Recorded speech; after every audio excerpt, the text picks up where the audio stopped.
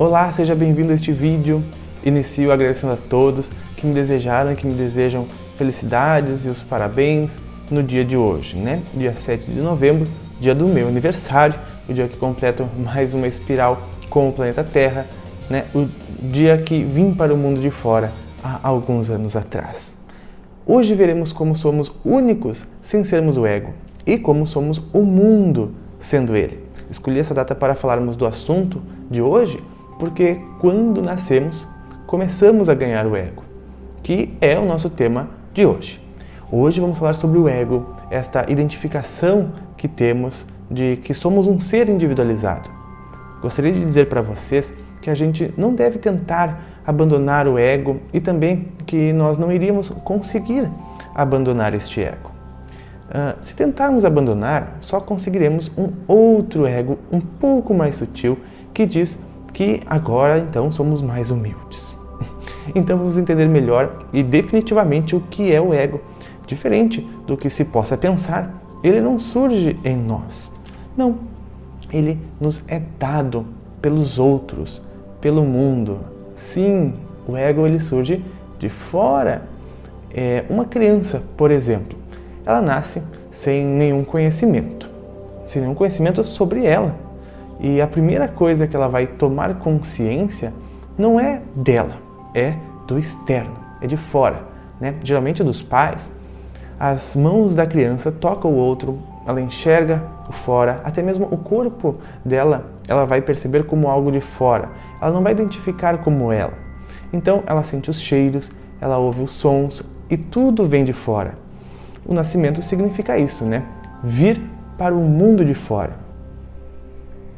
Então ela primeiramente sempre vai tomar consciência do que não é ela, do outro, do tu, e aos poucos ela vai passando a tomar consciência do si.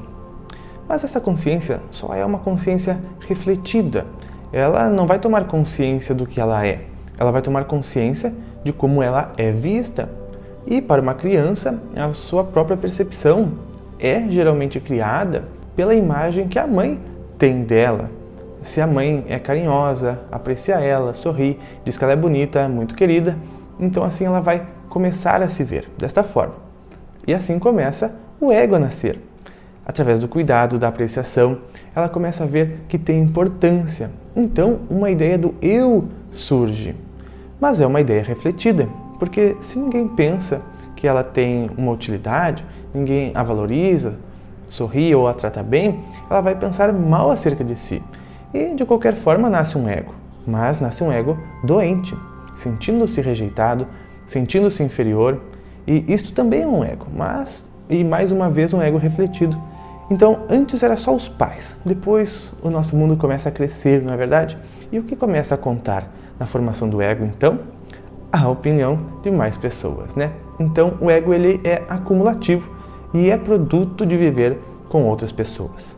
Mas, digamos que então é um ser que sempre viva sozinho, não chegará a desenvolver um ego? E isso não iria ajudar então?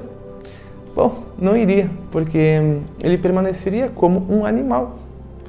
Não significa que ele venha conhecer o seu verdadeiro eu. Afinal, o verdadeiro eu só pode ser reconhecido frente ao falso, né? Um dos motivos de estarmos em um mundo de ilusões.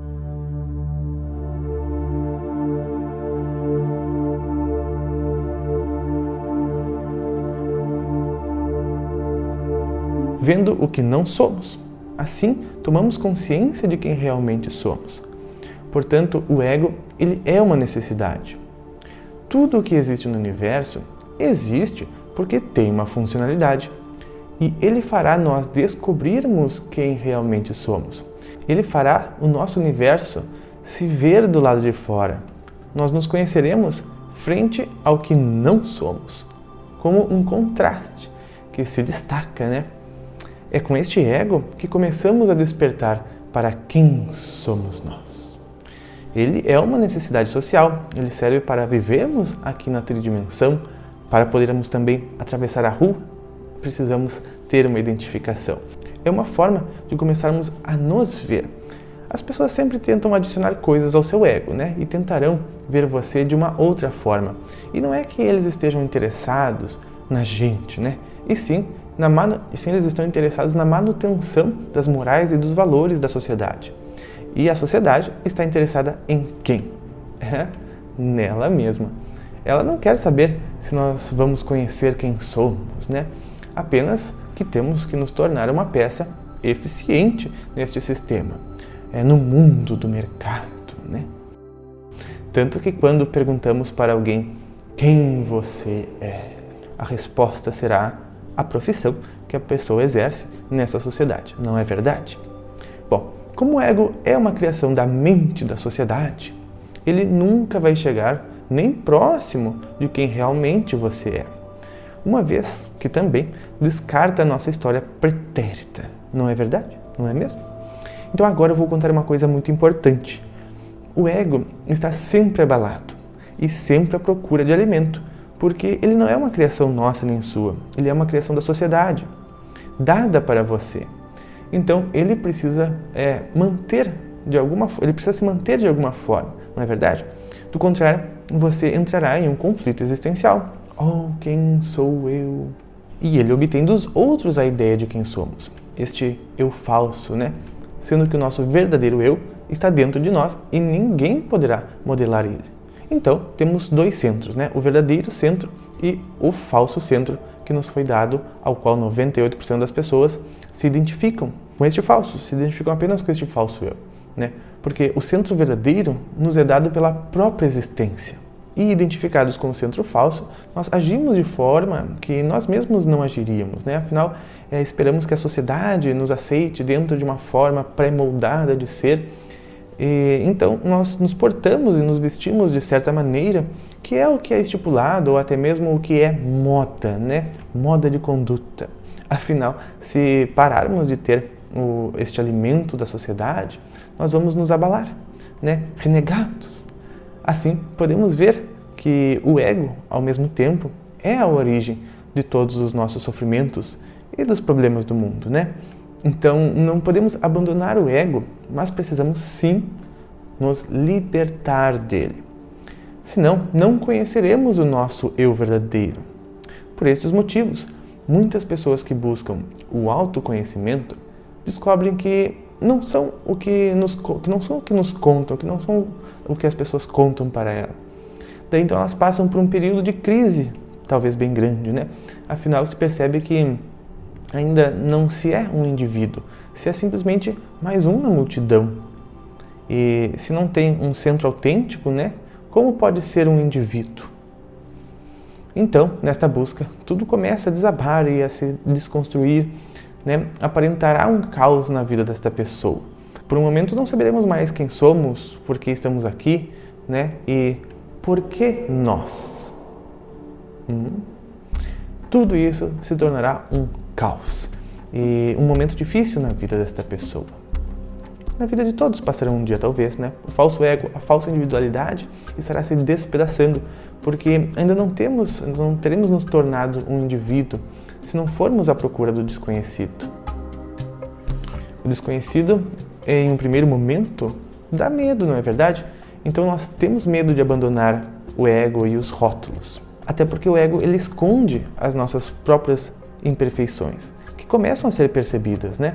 Como no caso do anão disforme, que ele vivia feliz porque se achava lindo até o dia em que se viu no espelho.